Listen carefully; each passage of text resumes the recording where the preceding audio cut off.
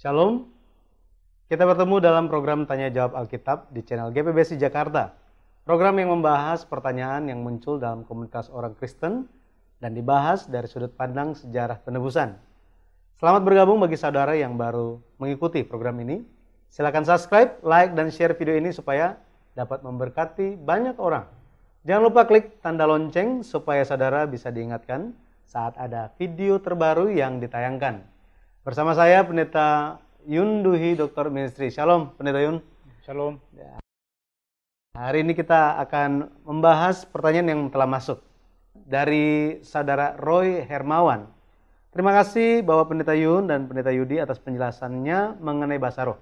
Saya mau tanya, karunia bernubuat itu seperti apa?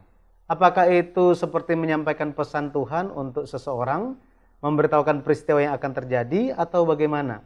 Nah, ini Pendeta ada pertanyaan yang sama juga dari saudari Erni. Pak Pendeta, apa itu karunia bernubuat? Dan bagaimana caranya mengusahakan karunia bernubuat seperti yang tertulis di 1 Korintus 14 ayat 1. Jadi ini tentang karunia bernubuat itu seperti apa, Pendeta? Apa itu karunia bernubuat yang dibandingkan dengan karunia bahasa roh? 1 Korintus pasal 14 membandingkan bahasa roh dan nubuat. Khususnya apa yang ditekankan juga direkomendasikan nubuat. Itu nubuat kan? Ya. 1 Korintus 14 ayat 1. Coba baca. Kejarlah kasih itu dan usahakanlah dirimu memperoleh karunia-karunia roh, terutama karunia untuk bernubuat. Kata bernubuat di sini bahasa Yunaninya prophetio, yang berarti menyatakan terlebih dahulu inspirasi yang didapat dari Allah tentang hal-hal di masa depan. Tapi Pendeta, bukankah di zaman Perjanjian Baru semua wahyu Allah itu sudah diselesaikan lewat Alkitab? Betul. Maka untuk menambah pengertian, terlebih dahulu saya akan bahas sejenak proses penyusunan Alkitab Perjanjian Baru. Gereja mula-mula sudah memiliki Alkitab Perjanjian Baru, Perjanjian Lama. Gereja mula-mula sudah memiliki Alkitab Perjanjian Lama. Dan lewat Alkitab Perjanjian Lama itu, mereka sudah memiliki wahyu Allah. Tetapi di gereja mula-mula belum ada Alkitab Perjanjian Baru. Akan tetapi mereka bisa menemukan aktivitas Allah juga janji mengenai Kristus melalui Alkitab Perjanjian Lama. Dan jemaat gereja mula-mula bisa melihat bahwa kehendak Allah dan perjanjiannya yang dikatakan di Alkitab Perjanjian Lama itu sedang digenapi dan terwujud melalui Kristus dan gerejanya. Nah, Alkitab Perjanjian Lama adalah kitab yang berupa dokumen. Sedangkan bagaimana dengan peristiwa Kristus? Itu sangat nyata kan? Sangat nyata. Iya. Yaitu bagi mereka ada laporan dan kesaksian yang nyata mengenai kayu salib, kematian, mengenai kayu salib, hukuman mati, kebangkitan, dan pengangkatan. Jadi sambil terus dengar tentang itu, mereka terharu dan menjalani kehidupan yang penuh keharuan. Jadi pada waktu gereja mula-mula, Kristus tidak bisa lagi dilihat dengan mata jasmani kan? Betul. Tetapi mereka bisa merasakan bahwa Kristus hidup dan sedang beraktivitas di antara mereka. Nah, sebuah hal yang harus kita pikirkan, kalau hanya lihat peristiwa Kristus sebagai peristiwa luar saja, bagaimana? Itu memang merupakan fakta-fakta yang sangat ajaib, misterius, ya, dan mengagumkan, kan? Tetapi orang-orang tidak bisa tahu entah apa maksudnya. Yesus itu siapa? Kenapa ia lahir? Apa tujuan dari mujizat-mujizatnya? Dan apa arti kematian dan kebangkitannya? Jadi akhirnya Roh Kudus membuat Alkitab Perjanjian Baru dicatat. Yaitu melalui murid-murid yang menerima Roh Kudus, Alkitab Perjanjian Baru dicatat. Jadi tadi Pak Pendeta katakan tentang bernubuat, yang berarti menyatakan terlebih dahulu inspirasi yang didapat dari Allah tentang hal-hal di masa depan. Nah, kalau begitu, maksud kata bernubuat yang dikatakan di 1 Korintus 14 ayat 1 ini apa? Nubuat yang dikatakan di 1 Korintus 14 ayat 1 harus kita pahami bahwa maknanya sudah diperluas, yaitu sesuai dengan tuntunan Roh Kudus dengan hati yang sadar orang mengajarkan tentang kehendak Allah dan bersaksi tentang firman. Dalam arti demikian, khotbah pun adalah salah satu aktivitas nubuat. Banyak orang berpikir bernubuat itu seperti meramal. Ya. Oh, kamu besok akan punya mobil. Oh, kamu besok akan jadi apa? Nah, kalau seperti itu, apa bedanya Tuhan kita dengan Kamos, Milkom, Ashtoret, Baal, dan lainnya? Ya, tapi mengajarkan firman Tuhan itu pun adalah bernubuat. Ini banyak orang salah paham ya pendeta ya. Banyak yang seperti peramal. Ya. Jadi kenapa? Karena apa? Firman Tuhan itu pasti terjadi. Misalnya, jika terima firman atau mengikuti jalan ketidaksalehan seperti tokoh-tokoh di Alkitab, akhirnya seperti apa? Itu sebenarnya sudah jelas dan pasti terjadi. Nah, buku sejarah penebusan banyak sekali menjelaskan hal ini. Jadi mengajarkan jalan-jalan yang benar seperti yang Alkitab ajarkan itu juga termasuk dalam bernubuat. Kalau begitu, pendeta, mengapa kita harus lebih mengejar karunia bernubuat dibandingkan karunia bahasa roh ini? Ya, satu, itu karena persoalan membangun jemaat. 1 Korintus 14 ayat 4, siapa yang berkata-kata dengan bahasa roh, dikatakan, coba baca ya, siapa yang berkata-kata dengan bahasa roh? Siapa yang berkata-kata dengan bahasa roh, ia membangun dirinya sendiri. Tetapi siapa yang bernubuat, ia membangun jemaat. Membangun jemaat, bahasa Yunaninya dikatakan oikonomeo, artinya membangun rumah atau mendirikan. Jadi bahasa roh itu membantu untuk mendirikan iman dirinya. Tetapi bahasa roh itu tidak membantu dalam hal mendirikan iman orang-orang lain. Karena bahasa roh itu berkata kepada siapa? Bukan kepada manusia, tetapi kepada Allah. Maka jika tidak ada yang menerjemahkannya, bahasa roh itu tidak bisa dimengerti. Meskipun demikian, ada banyak upaya untuk berusaha berbahasa ada banyak upaya untuk berbahasa roh kepada manusia. Coba ya kita baca 1 Korintus 14 ayat 2-3. Siapa yang berkata-kata dengan bahasa roh tidak berkata-kata kepada manusia, tetapi kepada Allah. Sebab tidak ada seorang pun yang mengerti bahasanya. Oleh roh ia mengucapkan hal-hal yang rahasia. Tetapi siapa yang bernubuat ia berkata-kata kepada manusia, ia membangun, menasihati, dan menghibur. Nah, pendeta di sini bicara mengenai hal membangun orang lain atau jemaat. Tapi bagaimana kita bisa membangun jemaat? Dengan kata lain, pertanyaan yang lain, bagaimana kita bisa membantu untuk perkembangan gereja ini?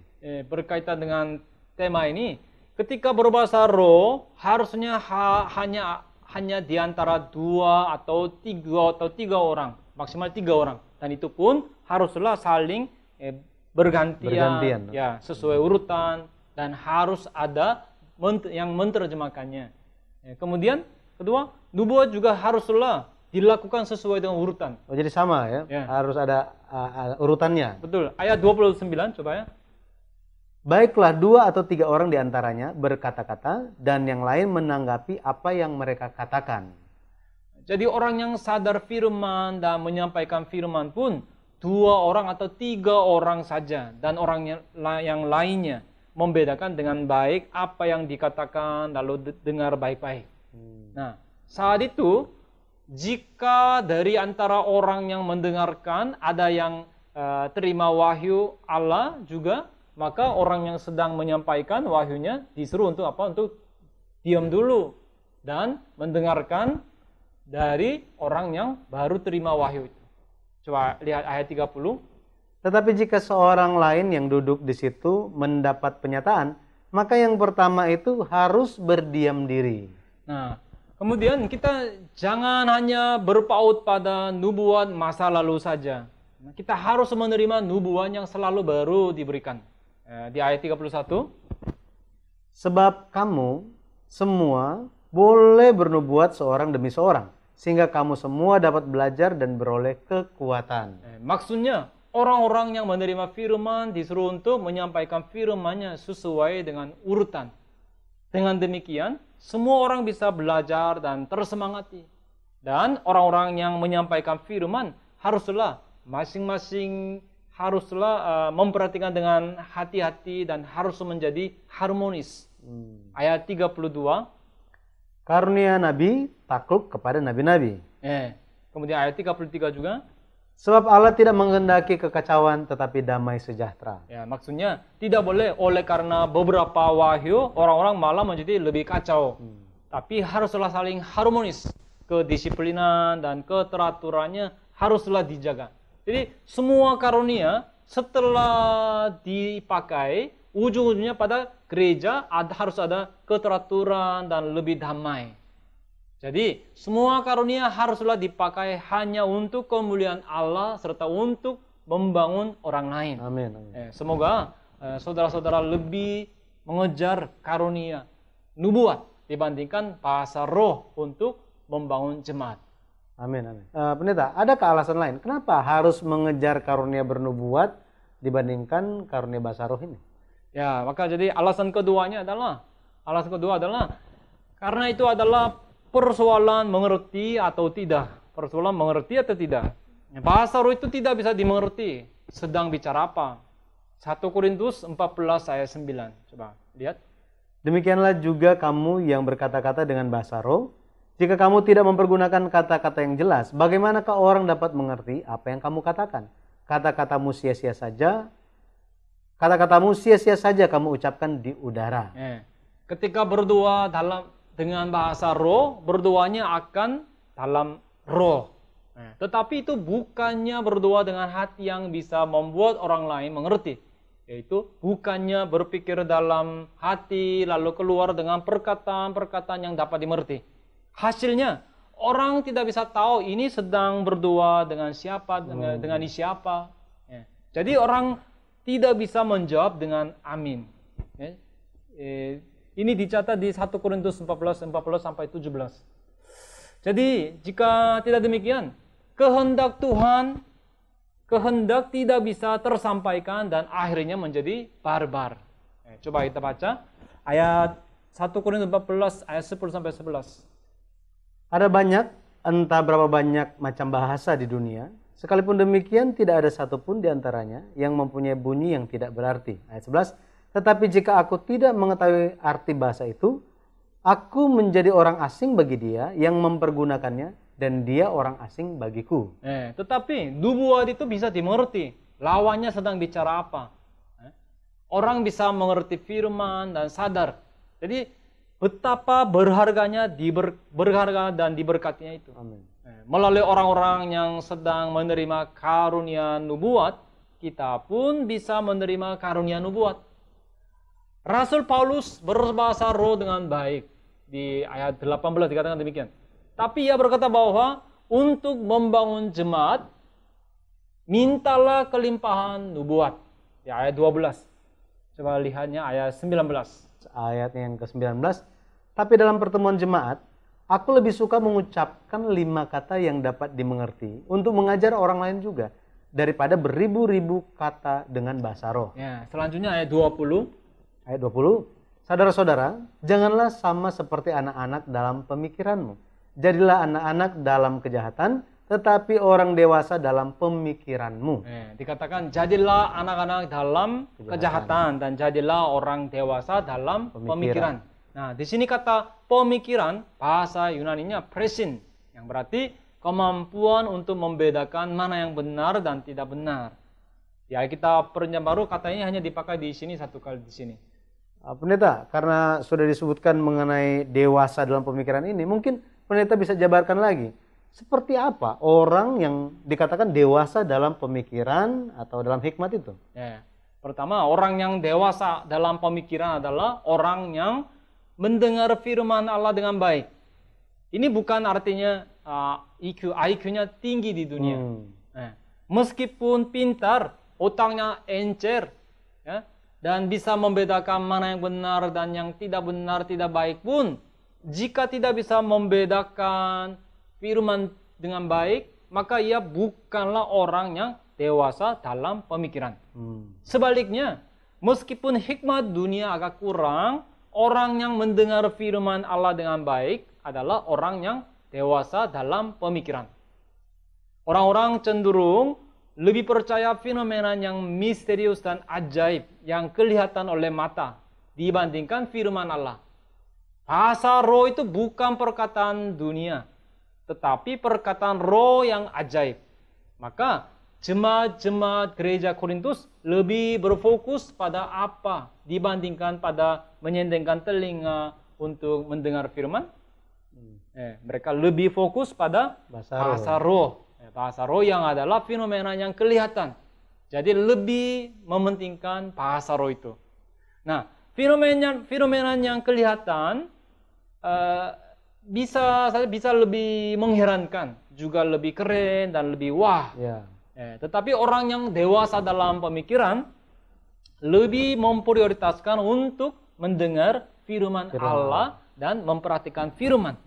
Itu sebabnya saya sangat merekomendasikan buku seri Sejarah Penebusan dari Pendeta Bram Pak yang banyak mengungkapkan rahasia-rahasia di Alkitab untuk pertama kalinya di sepanjang sejarah dunia.